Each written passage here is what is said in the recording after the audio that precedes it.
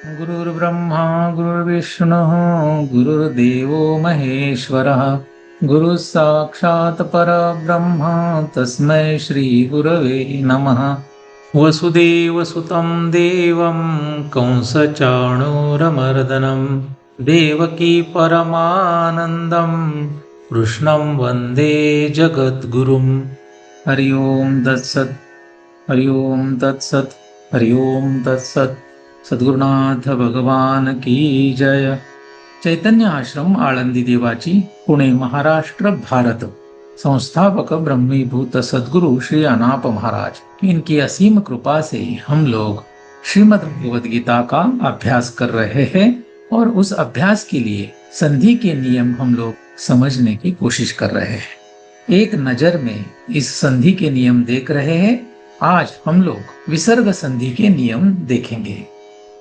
विसर्ग संधि में अगर स्थानीय वर्ण पद के अंत में आने वाला स है या फिर सजूष पद के अंत में आने वाला श है, पूर्व वर्ण और उत्तर वर्ण कोई भी वर्ण है, तो स या सजुष का श, इनको र का आदेश होता है।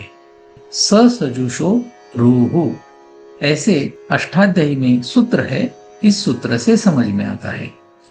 इसके लिए एक उदाहरण हम देख सकते हैं। स का र होना। श्रीमद् भगवद गीता में दृष्ट केतुश्चे कितानस ऐसा शब्द है। तो यह जो स है वह स इस संधि के कारण र हुआ है और इसको हम लोग रुत्व संधि कहते हैं। दूसरा उदाहरण संधि का है। र यह स्थानीय वर्ण है, तो यह र पद के अंत में आने वाला है। यहाँ पे जो भी वर्ण हमने दिए हैं वह पद के अंत में आने वाले हैं। तो र के पहले कोई भी वर्ण, र के बाद में खर या फिर कोई वर्ण नहीं है, अवसान इसको कहा जाता है। खर अवसानयोर विसर्जनीय, ऐसा यह सूत्र है। तो इस र को विसर्ग का आदेश होगा।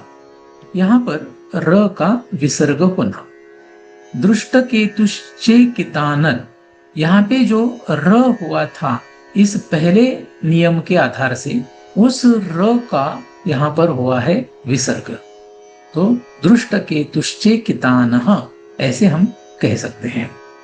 तीसरा उदाहरण, विसर्ग के पहले अ या फिर आ छोड़कर बाकी जो स्वर है, माने कि ई से लेकर आगे के स्वर, और विसर्ग के बाद अच माने कि कोई भी स्वर और हश इस प्रत्याहार में आने वाले कोई भी वर्ण। तो हश माने कि यहाँ पर दिए हुए वर्ण, तो इस विसर्ग को र का आदेश होगा। यह सूत्र जो है इचोशी विसर्ग से रेफह ऐसे दिखाई देता है, लेकिन अष्टाध्यायी में इसका रेफरेंस नहीं मिलता है। यहाँ पर विसर्ग का र होना। भोगैहि आगे का जीवितेन, तो यहाँ पर विसर्ग है और यहाँ पर दिया है विसर्ग के पहले अ या फिर आ छोड़ के कोई भी स्वर, उसके बाद अच या हश। तो यहाँ पर देखिए विसर्ग के बाद ज है, तो ज यह हश में आता है क्या? यहाँ पर देख सकते हो ज आया है। और इसके पहले इच, विसर्ग के पहले कौन सा वर्ण है? यहाँ पर ऐ है। इच में ऐ वर्ण आता है, यहाँ पर हम लोग देख सकते हैं ऐ। तो इस तरीके से इस उदाहरण में विसर्ग के पहले ऐ, विसर्ग के बाद ज, विसर्ग का यहाँ पर र हुआ है और वह जी के ऊपर चला गया है। भोगैर जीवितेन ऐसा शब्द बना। आगे देखते हैं, र के पहले र के बाद में अ है, तो अतो रोर प्लुताद प्लुते, इस सूत्र के आधार से यह र उ हो जाता है। यहाँ पर देखिए र का उ होना।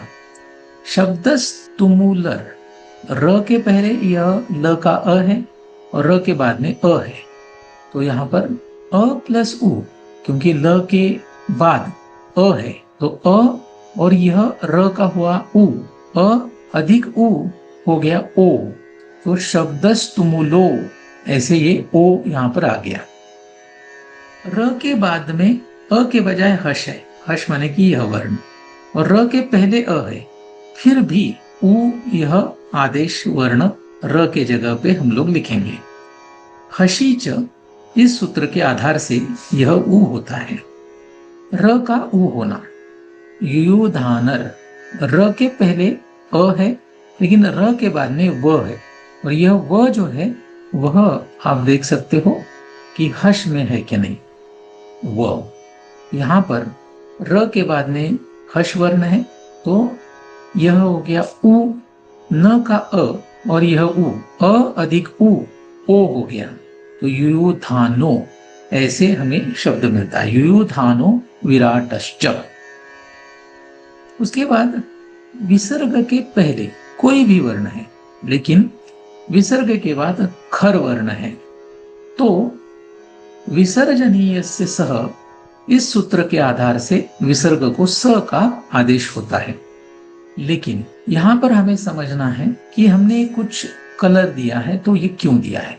ख, फ, क, प, इन वर्णों के लिए अलग सूत्र दिखाई देते हैं। क ख के लिए कुपो कपौच, और प फ के लिए कुपो कपौच, तो इनको यहां से हटाएंगे। उसके बाद श श स के लिए वाशरी, यह सूत्र दिखाई देता है, तो श श स को भी हटाएंगे, तो बच गए इतने वर्ण। तो हम ऐसे कह सकते हैं कि यह छ प्रत्याहार है, तो विसर्ग के बाद अगर यह वर्ण आते हैं तो इनको स का आदेश देना है, विसर्जनीय से स, इस सूत्र के आधार से।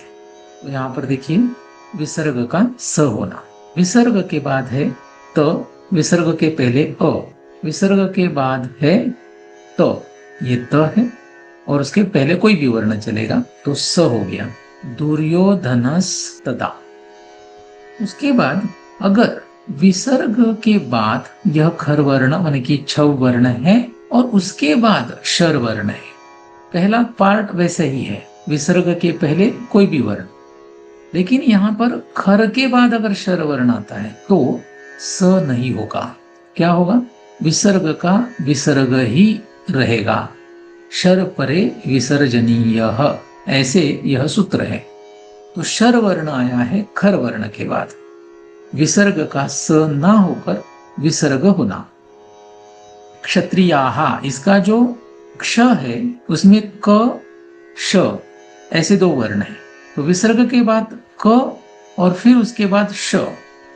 यहां पर देखिए खर वर्ण क, शर वर्ण श, यहां पर देखिए खर वर्ण क, शर वर्ण श, तो विसर्ग के बाद क आया है, खर वर्ण, क के बाद आ गया श, शर वर्ण, तो विसर्ग का ही आदेश, तो सुखी न क्षत्रियाहा, यहां पर विसर्ग ही रहा। अगर श श स आता है विसर्ग के बाद, तो क्या होगा, वाशरी, इस सूत्र के आधार से विकल्प से यहां पर विसर्ग या फिर स हो सकता है, विसर्ग का विकल्प से विसर्ग होना, विसर्ग के बाद यहां पर श है, तो विसर्ग का विसर्ग ही रख सकते हो या फिर स होगा, तो बहवह शूरा या फिर बहवस शूरा।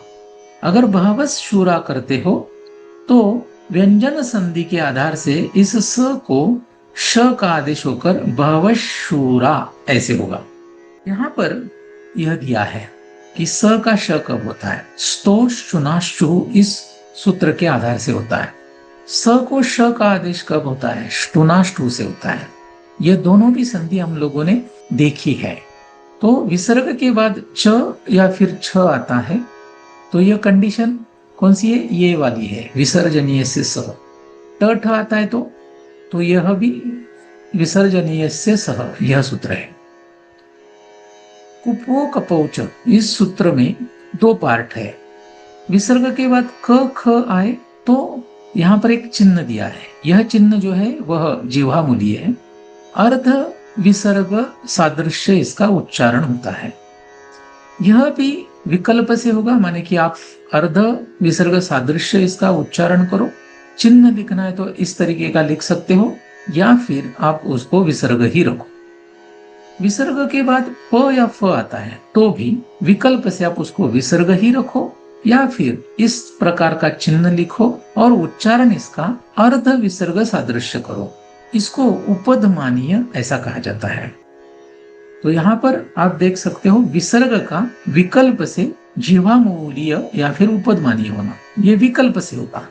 तो माम कहा पांडवाश्चैव, विसर्ग के बाद प आया है, तो प आया तो हमें देखना है यहाँ पर क्या होगा, उपधमानीय होगा।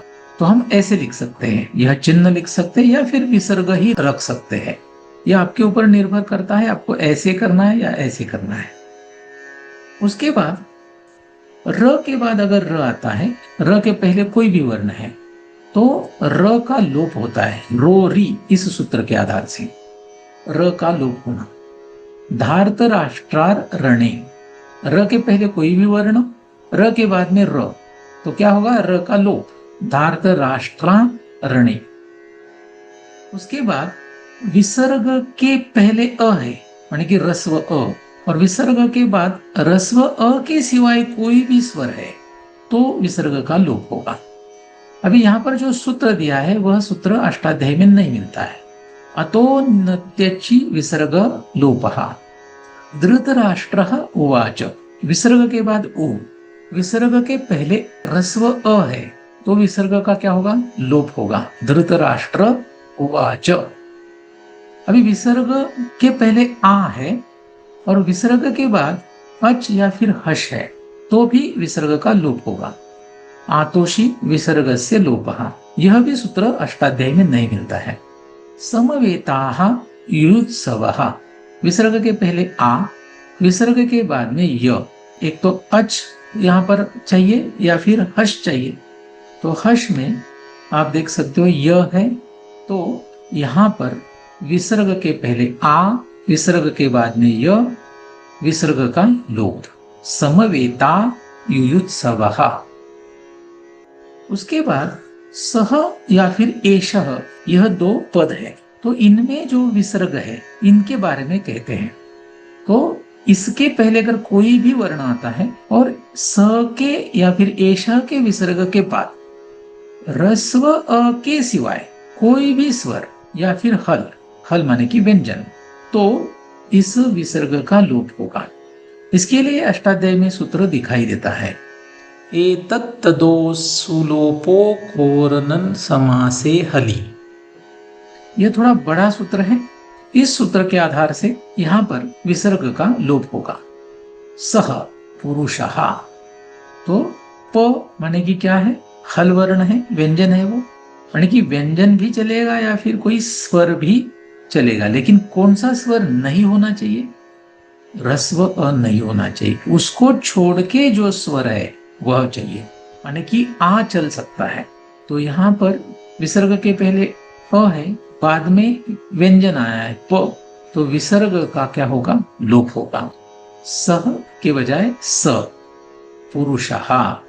तो इस तरीके से हम लोगों ने यह विसर्ग संधि जो है वह समझने की कोशिश की। तो यहाँ पर हमने 1 से लेकर 16 तक ऐसे कुछ रो बनाए हैं और पूरी जो विसर्ग संधि है उसको कुछ उदाहरणों के आधार से समझने की कोशिश की। पुंडलीक वरदा हरि विठ्ठल श्री ज्ञानदेव तुकाराम पंढरीनाथ भगवान की जय। माऊली ज्ञानेश्वर महाराज की जय।